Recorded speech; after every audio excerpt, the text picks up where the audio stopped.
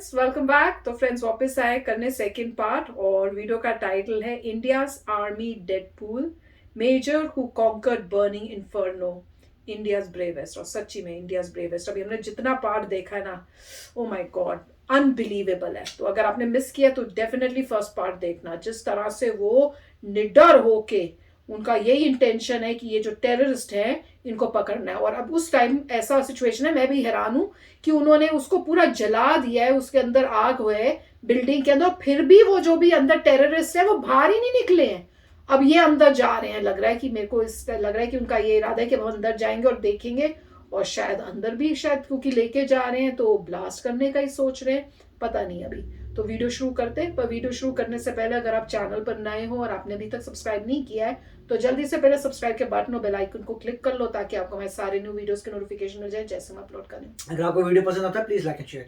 चलिए शुरू करते हैं। केरल के कॉलेज से इंजीनियरिंग की पढ़ाई करने के बाद उन्हें स्टेट इलेक्ट्रिसिटी बोर्ड में असिस्टेंट इंजीनियर यानी कि एई की नौकरी मिल गई थी। एक ऐसी सरकारी नौकरी जिसे पाए इस देश के शायद 90% मिडिल क्लास युवक जीवन भर के लिए संतुष्ट हो जाते, लेकिन मेजर ऋषि उन 90% युवकों में से नहीं थे। एक साल बाद वो एसएसबी का एग्जाम क्लियर कर एयर इंडिया ज्वाइन कर लेते हैं, जिसके चलते उन्हें मुंबई भेज दिया जाता है।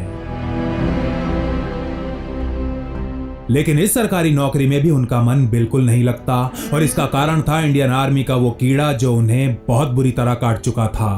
वही ना, जुनून होता है। इसीलिए वो एसएससी का एग्जाम देते हैं और पहली अटेम्प्ट में क्लियर कर आईएमए देहरादून पहुंच जाते हैं।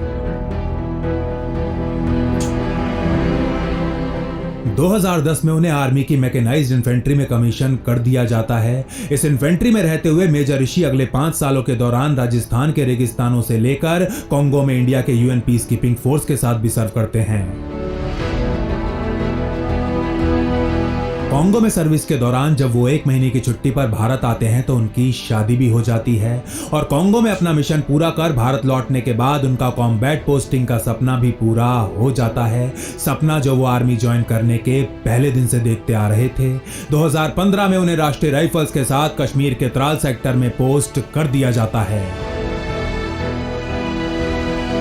2 साल में 2017 और आज 2 साल बाद त्राल के इस गांव में खड़े मेजर ऋषि की आंखों के सामने उनका पूरा अतीत एक फिल्म की तरह फ्लैश हो रहा था।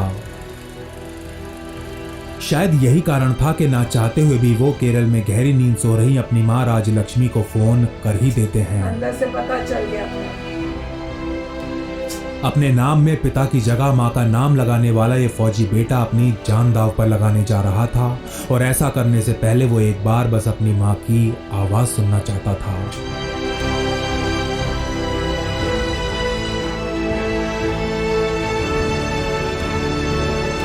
देखा नहीं जाना, ये मूवी का सीन है। फिर भी देखा नहीं जाना। गोलियों की आवाज सुनते ही मेजर ऋषि की मां के हाथों से फोन छूटकर नीचे गिर पड़ता है। मेजर ऋषि कई बार हेलो हेलो करते हैं, और जब उन्हें कोई उत्तर नहीं मिलता तो वो दूसरे आईडी को भी अपने हाथों में उठा घर के अंदर घुसना शुरू कर देते हैं। मेजर ऋषि जानते थे कि उन्हें अपनी मां को फोन नहीं करना चाहिए था। उन्हें पता था कि अब वो रात भर उनके लिए परेशान रहेगी और भगवान के सामने बैठी प्रार्थना करती रहेगी, लेकिन अब उनके पास अपनी मां को दोबारा फोन कर दिलासा देने का समय बिल्कुल नहीं था।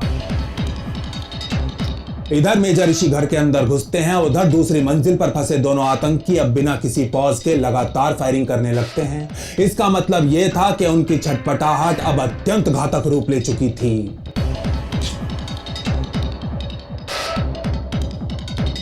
अपने पेट के बल अंदर घुसने के बाद मेजर ऋषि दोनों आईडीज को ग्राउंड फ्लोर पर घर के साबुत बचे हिस्से में प्लांट कर देते हैं, और एक बार फिर घर से बाहर की तरफ रेंगने लगते हैं। बाहर आते ही मेजर ऋषि वॉकी टॉकी पर अपने बडी को 30 सेकंड का काउंटडाउन शुरू करने का आदेश दे देते हैं। काउंटडाउन जिसके खत्म होते ही एक्सपर्ट को डेटोनेटर के रिमोट में लगा लाल बटन दबा देना था। वो लगा के आना है, फिर टाइमर से उसको करना होगा, तो उन्हें जल्दी से बाहर आना चाहिए मेरे ख्याल से। इधर लांस नायक आवेश कुमार काउंटडाउन शुरू करते हैं, और उधर मेजर ऋषि घर की विपरीत दिशा में दौड़ने लगते हैं। 2 आईडीज का मतलब था 2 गुनी तीव्रता और 2 गुनी तबाही। 13, 12, 11, 10। रुक जाओ, बटन मत दबाना। आई रिपीट, बटन मत दबाना। क्यों?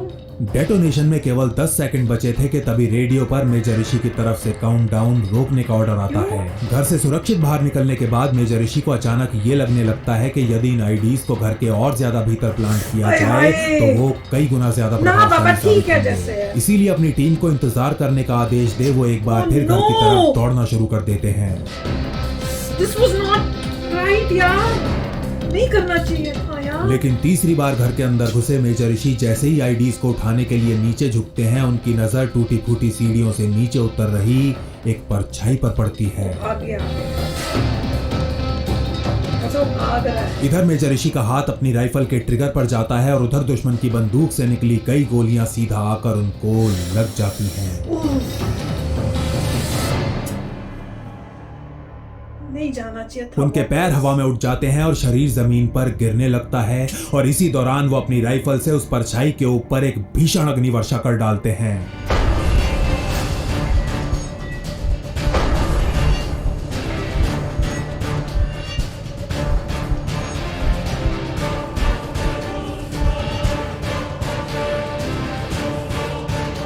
एक तरफ तो सीढ़ियों से उस आतंकी का बेजान शरीर रेत की बोरी की तरह नीचे गिरता है और दूसरी तरफ मेजर ऋषि भी जमीन पर पड़े होते हैं। इस समय मेजर ऋषि का आधे से ज्यादा चेहरा नीचे लटक रहा था। वो बोल नहीं पा रहे थे और उनकी दृष्टि भी धुंधली पड़ती जा रही थी।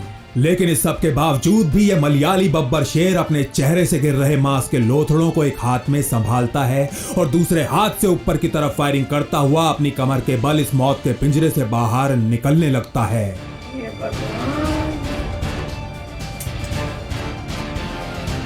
जैसे ही मेजर ऋषि दरवाजे पर पहुंचते हैं, लांस नायक आवेश की नजर उन पर पड़ जाती है। वो उनकी तरफ दौड़ना शुरू कर देते हैं, लेकिन तभी मेजर ऋषि अपना हाथ ऊपर उठा उनसे वहीं रुकने को कहते हैं। उन्हें लग रहा था कि दूसरा आतंकी अभी भी जीवित है और वो अपने बड़ी का जीवन खतरे में नहीं डालना चाहते थे। 2 साल पहले उन्होंने अपनी टीम को वचन जो दिया था।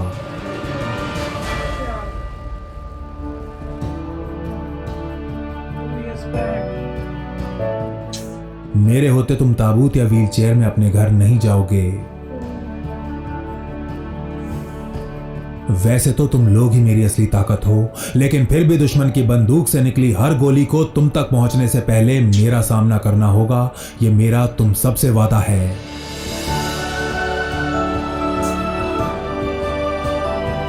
आज 2 साल बाद इस हालत में भी मेजर ऋषि अपनी टीम को दिया ये वचन खूब निभा रहे थे, लेकिन इस समय वो और उनकी टीम नहीं जानते थे कि दूसरा आतंकी सैफुल्ला भी दूसरी मंजिल पर मरा पड़ा है।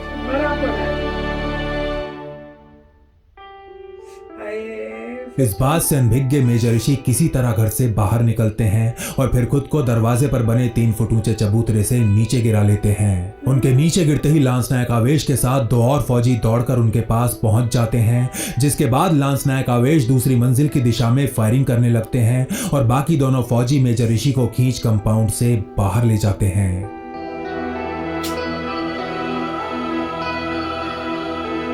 एनकाउंटर साइट से सुरक्षित दूरी पर आने के बाद एक जीप में डाल मेजर ऋषि को पास ही बने एक हेलीपैड ले जाया जाता है। मेजर ऋषि की आंखें बंद हो रही थीं, लेकिन वो अभी भी जीप की सीट पर बिल्कुल सीधा बैठे हुए थे। जीप में मेजर ऋषि के साथ मौजूद मेडिक पूरे रास्ते बस उनके चेहरे को ही घूरे जा रहा था। वो जानता था कि उसके पास जो मेडिकल सामान है उससे वो उनकी कोई सहायता नहीं कर सकता। बेटर चीजें क्यों नहीं रखते हैं? कुछ मिनट बाद मेजर ऋषि को ले एक हेलीकॉप्टर श्रीनगर के 92 बेस हॉस्पिटल के लिए निकल जाता है। इधर नीचाई पर उड़ता हुआ यह हेलीकॉप्टर श्रीनगर की तरफ बढ़ रहा होता है और उधर मेजर ऋषि की यूनिट का एक फौजी उनकी पत्नी को फोन मिलाता है। मेजर ऋषि की पत्नी अनुपमा भी इंडियन आर्मी में ही एक मेजर थी और इस समय मिलिट्री नर्सिंग सर्विस के अंडर 92 बेस हॉस्पिटल में ही सर्व कर रही थी।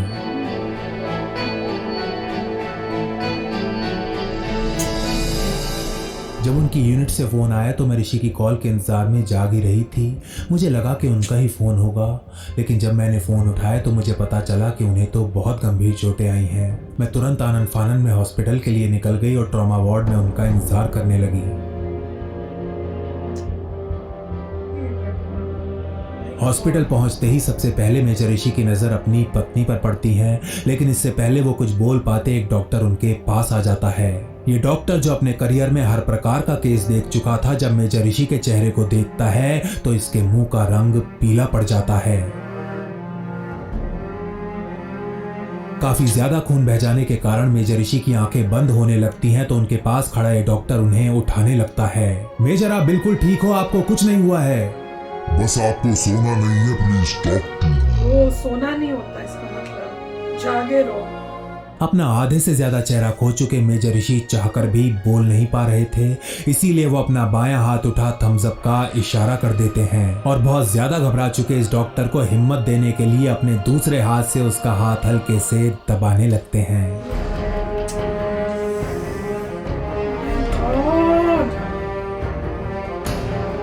92 बेस हॉस्पिटल में जरूरी इमरजेंसी प्रोसीजर्स पूरा करने के बाद मेजर ऋषि को दिल्ली स्थित इंडियन आर्मी के प्रतिष्ठित रिसर्च एंड रेफरल हॉस्पिटल ले जाने को कहा जाता है और अगले दिन की सुबह मेजर ऋषि और उनकी पत्नी इंडियन एयरफोर्स के C-130 विमान से दिल्ली के लिए निकल जाते हैं। इसी दिन यूनाइटेड जिहाद काउंसिल, जो जम्मू कश्मीर में एक्टिव पाकिस्तान आर्मी का एक संगठन है, आकिब और सैफुल्लाह की मौत पर शोक प्रकट करते हुए एक बयान जारी करता है। हफीज मोहम्मद आकिब उर्फ आकिब मौलवी और सैफुल्लाह उर्फ उसामा जम्मू कश्मीर के दो चमकते हुए सितारे थे, दो ऐसे हीरे थे जिनकी चमक कभी कम नहीं होगी। इन दोनों की कुर्बानी को हमेशा याद रखा जाएगा। कश्मीर के इन दोनों सितारों को बुझाने वाले मेजर ऋषि को कई दिनों के बाद उठने और बैठने की अनुमति दे दी जाती है। 8 सर्जरीज और अत्यंत गहन उपचार के बाद जब मेजर ऋषि बोलने की स्थिति में आते हैं तो वो सबसे पहले 18 मार्च के अखबार मांगते हैं। वो इन अखबारों में अपने हाफू ऑपरेशन की खबरें पढ़ना चाहते थे, एक सफल ऑपरेशन जिसके दौरान वो कई बार जलते नरक के मुंह में घुसे थे और जीवित वापस भी आए थे। दिल्ली के R&R में भर्ती होने के कुछ दिन बाद मेजर ऋषि की मां राजलक्ष्मी भी अपने बेटे से मिलने आती हैं। उनका बेटा जो अपना आधे से ज्यादा चेहरा हमेशा हमेशा के लिए खो चुका था, लेकिन अपने बेटे का पूरी तरह पट्टियों से ढका हुआ चेहरा देखने के बाद भी ये मां अपनी आंखें नम नहीं होने देती। उसके बेटे ने उस रात उससे ना रोने का वचन जो मांगा था।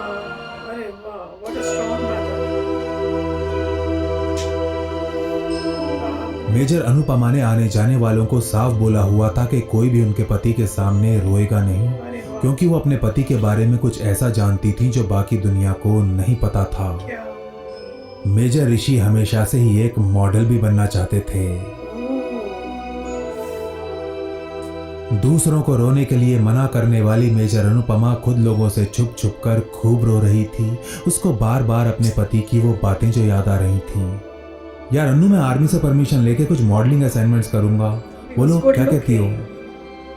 आईने के सामने खड़े मेजर ऋषि अलग अलग पोज बनाते हुए ये कहा करते थे और फिर दोनों पति पत्नी जोर जोर से हंसने लग जाते थे।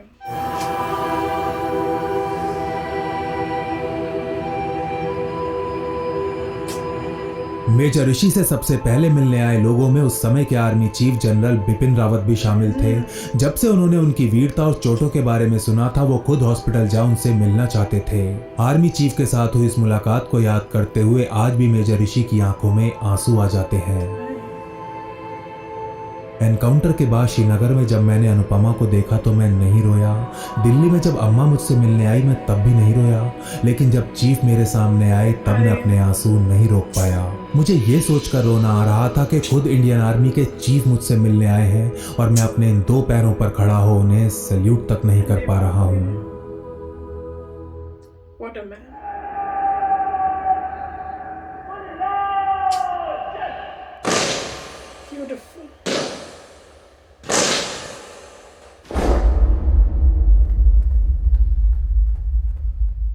I'm an officer in the Indian Army.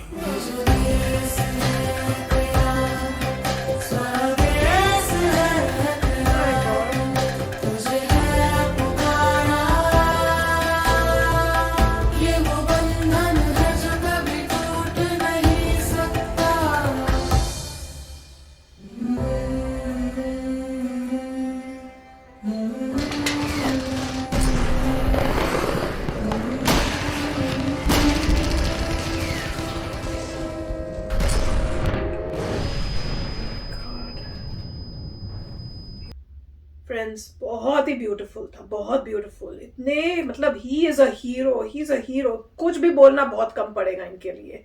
और मैंने बहुत कोशिश की थी एंड तक कि इसमें नहीं रहूंगी, स्ट्रॉन्ग रहूंगी, पर एंडिंग में जिस तरह से बताया ना कि मैं इसलिए भी नहीं रोया, जब मम्मी मिलने आई, वाइफ को देखा तो भी नहीं रोया, फिर जब माँ मिलने आई तब भी नहीं रोया, पर जब देखा कि हमारे आर्मी के जो चीफ है वो आए हैं तब रोया, ये सोच के कि मैं खड़े होकर सल्यूट भी नहीं कर सकता। Oh my God, this was just amazing. Words ही नहीं है मेरे पास तो कि इसके बारे में, मतलब ये मैं कहती हूँ ये होते हैं हीरोज। इनका फैन बनो भाई, इनका फैन बनो, दूसरों के पीछे मत पड़ो, कोई और दूसरा नहीं, ये सोल्जर्स हैं ये हमारे। और देखो, और उस इनके ये बता रहे थे कि वो सो गुड लुकिंग, और उनको था कि मैं छुट्टी हो, जो भी मुझे छुट्टी मिले या कुछ तो मैं मॉडलिंग करूंगा, पर उन्हें ये कहना चाहिए ब्यूटी जो इज नॉट आपके ऊपर की अंदर की, आप मॉडल क्या, आप तो top most man, top most.